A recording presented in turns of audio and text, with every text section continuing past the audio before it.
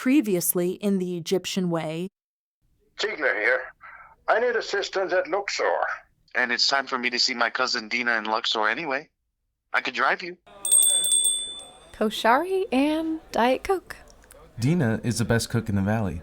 Isn't that so, Dina? Well, I can't deny it if you say it. Soon, we were on a back street of Luxor. As we passed one booth, an old man sprang up with great excitement, pointing at my tattoos. I thought it was just a trinket. A bit of stone made up to look as if it had come from a tomb. And I wanted to kiss him. But soon after, I was in my bed, and I sensed the stone beneath my bed causing an image to slowly resolve in my mind. An image of the famous golden mask of King Tut. But something was wrong with it.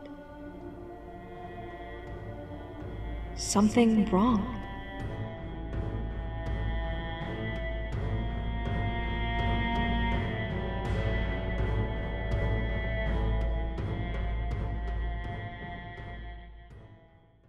Episode 2.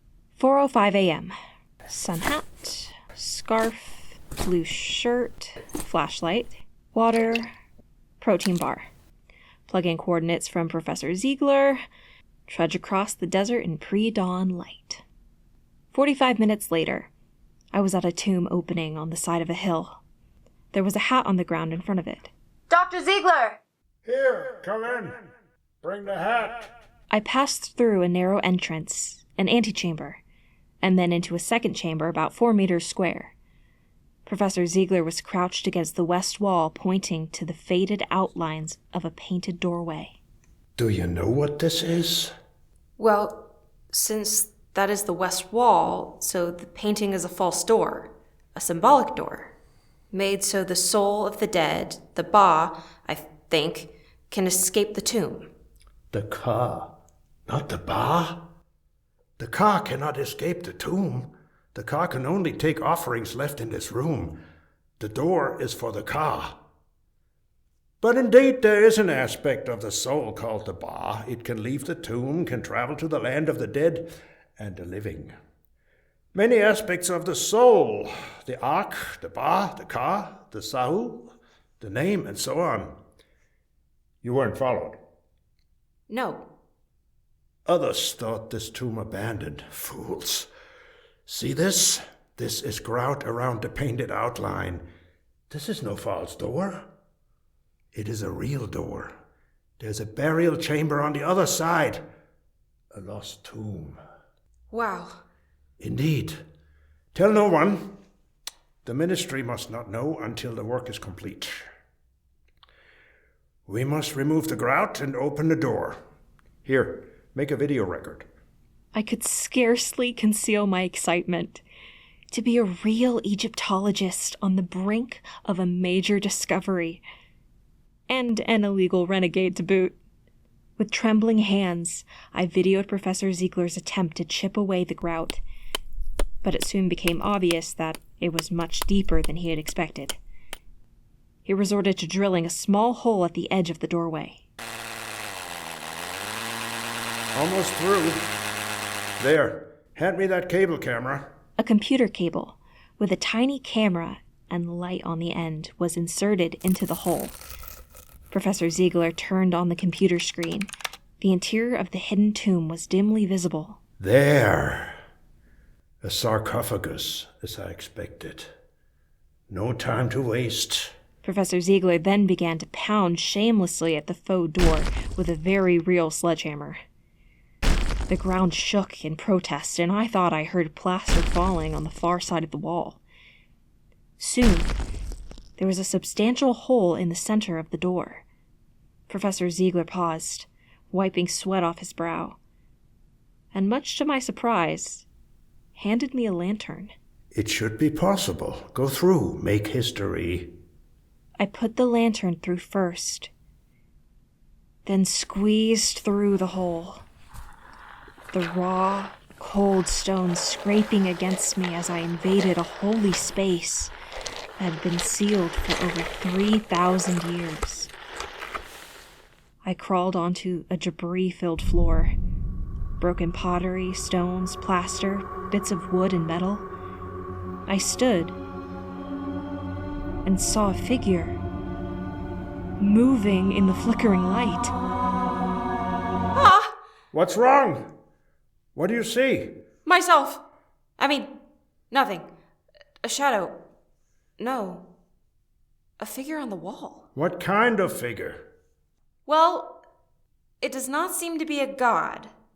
Not Anubis or Osiris. A human. Perhaps a noble? Might it be the owner of the tomb? Yes, that's right. Is there a name, a cartouche near the figure? There are some faded glyphs, but no cartouche that I can see. But a lot of plaster has fallen off the walls. Never mind that. What else? Debris on the floor, animal figures on the north wall. Baboons, I think. 12. And the sarcophagus. The gods are with us. I guess they are. It feels like it. Indeed. You can come out now. Tomorrow at the same time. I was back at Dina's by 1 p.m. That night, I dreamt I was inside a vast temple with strange glyphs on a maze of columns and sunlight streaming from above. But then, I was icy cold, inside a dark chamber with a sarcophagus covered by the golden mask of Tutankhamun. But the face was more feminine. And it called to me from far away. From far away. Boots, scarf, hat, water, protein bar. 40 minutes later, I entered the cave.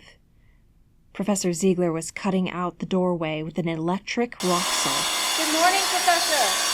Ah, good, you're here. Almost done. Help me pull this down. There. Now we can both go in. After you. The first order of business is the sarcophagus. Help me move the cover. We just need to move one corner. Now, pull. Pull. There. Far enough. Hand me the flashlight. Well, too bad. All right, never mind. It's empty. At those words, my heart stopped. I had thought we were on the verge of a discovery that would rival Howard Carter's discovery of King Tut in 1922. Now, it seemed all was lost. Sensing my despair, Professor Ziegler looked at me squarely. Beautiful, frustrating, and always unfinished. That is Egyptology. It is what it is, but never waste time. Onward, we must map the walls and the floor, examine everything, photograph, clean, map, dig, sift, over and over. Look for clues. But Professor Ziegler, clues for what or whom? Have you any idea whom the tomb was for? Certainly. Mary Aten, half-sister of King Tut. Half-sister? Of course. Mary Aten is the daughter of Akhenaten and Nefertiti. Akhenaten, the first monotheist? Monolatrist. He did not deny the existence of other gods. He merely insisted on the exclusive worship of Aten. And so, then, Tut's mother was not the famous Nefertiti, but another woman? Correct. Who Tut's mother was is uncertain, but it seems Nefertiti could only produce daughters. She had 6 before Tut came on the scene. But Mary Aten was her firstborn and was always honored. She is a forgotten queen of Egypt, who may have even briefly been a ruler before Tut came of age. But then she disappeared. So, what do we look for? Objects from royal households, some glyphs from her name. Which glyphs are those? They can vary, but they will include the feather, the water glyph, and the seated woman. My heart started once more and raced. My tattoos burned, and I had half a mind to roll up my sleeves and say, "You mean like these?" But I composed myself as a good scientist, and as a lover of the ever-unfinished mind game of Egyptology. Now I knew the face on the golden mask in my dream. Tut's sister. And from that moment forward, the tomb became my physical and spiritual home. Starting at 5 a.m., we worked till noon, mapping, sifting, photographing, sketching, logging finds into the computer. In the early evenings, Dina sustained me with fata, mashi, shawarma, and baba ganoush. And at night, I had vivid dreams. More than dreams. Visions of the real. I had had them before, but now I knew what they were. My ba leaving my body. I would float under the stars and over the hollowed sea of sand caressed by the gray moonlight, where the winds whispered poems from the gods. And my ba went back to the entrance of the tomb again and again, ever vigilant, listening to those whispers of the desert breeze, anxiously waiting.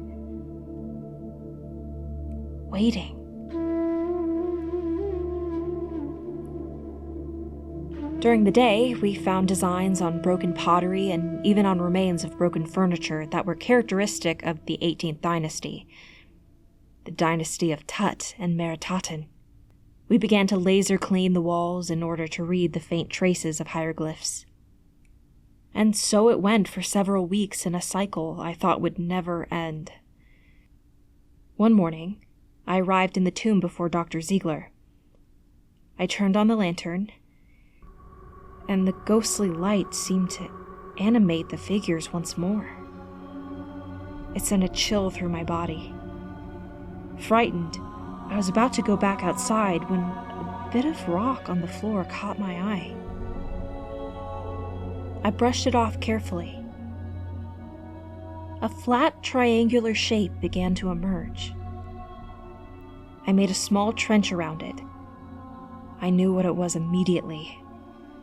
I knew what the whispers were about, what the figures had been waiting for. But I did not turn it over. Just then, Professor Ziegler arrived. Mary? Is that you? Yes, in here. Oh, I wondered about the light. What are you doing? Look, I found something.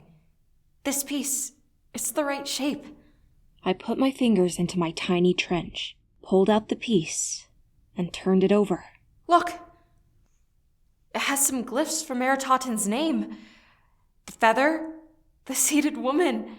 And see, it fits this area of the wall right next to the figure. The owner of the tomb, Meritaten. It fits almost exactly. There are some little pieces missing, but... Where did you get that? Here, on the floor, just as you saw. But the paint doesn't match the walls, and the glyphs are crudely drawn. But surely, being in the ground might have changed the color. And see here, this bit of glyph on the stone is the part missing from the wall. Perhaps, but it looks too new, like a reproduction. Did you get it in a tourist store? No. There was one like it that I saw once, but this is... Let me see it. No, I'm afraid this is a contemporary reproduction. Happenstance has made it seem to be what it is not. But it is real. It is. I do have a stone like this, yes. But this one is different. It's dirtier. It's older. It's different. Different can be the same, and the same can be different. But we must deal with reality, and I have no time for certain things. I'm afraid it would be best for you to return home now. Our work here is done. But, oh, no, I will pay you. We're done.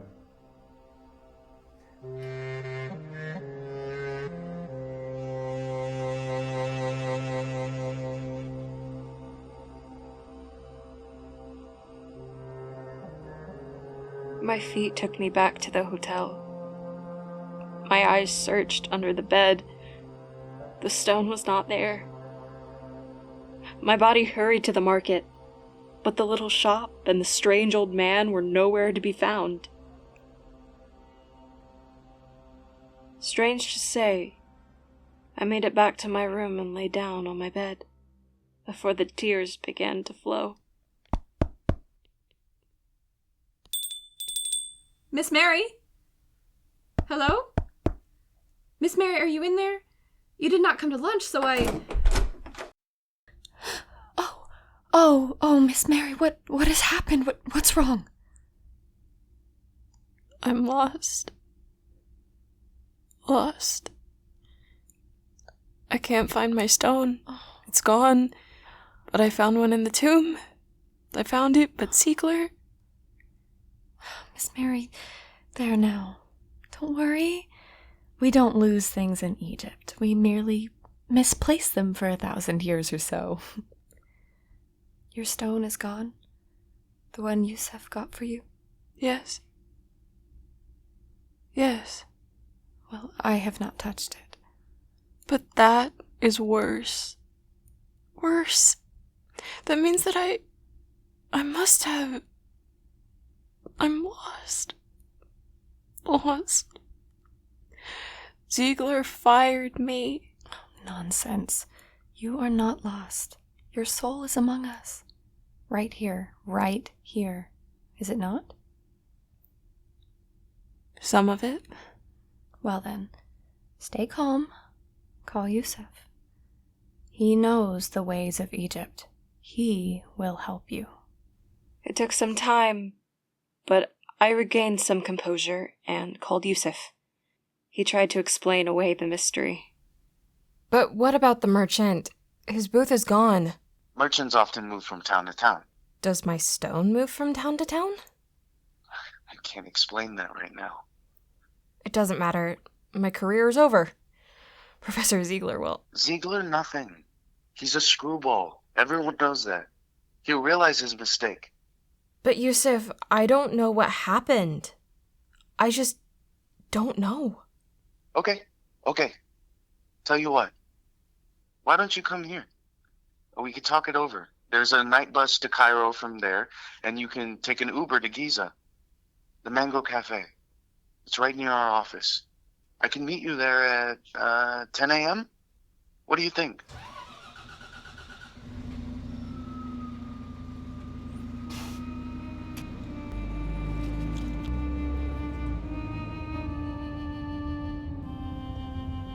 I did not know what to think, for the world had fallen away from me. But Dina helped me get on the right bus, and by 11 p.m. I was on my way. And the dead sands, bitter dregs of fallen stars, rolled behind me, swallowed me, as the bus rumbled on into a tunnel of darkness. And the rhythm of the road was a lullaby to the tears ever forming.